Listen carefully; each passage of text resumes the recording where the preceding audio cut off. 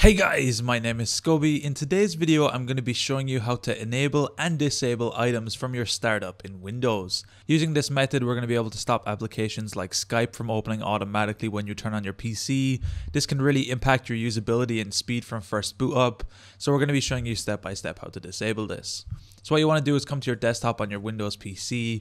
We're going to be coming down to our taskbar on the bottom. We're going to be clicking right click, and now we're going to be opening up our task manager.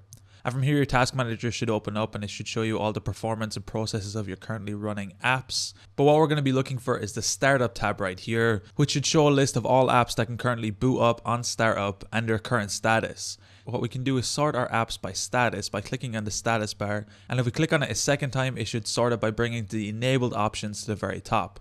So in this case, I'm going to be clicking on my BitTorrent app. As I don't want this to open on startup, what I'm going to be doing is clicking on this, clicking disable on the bottom right, and we can see the status turn from enabled to disabled, so this app will no longer run on startup.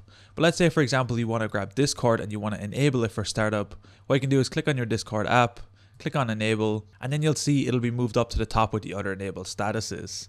Anyway guys, it's that easy to enable and disable apps from booting on startup. If you guys enjoyed this tutorial, be sure to drop a like, subscribe if you're new, check out the other videos on the channel.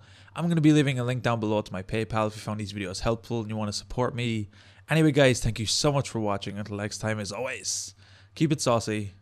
Peace.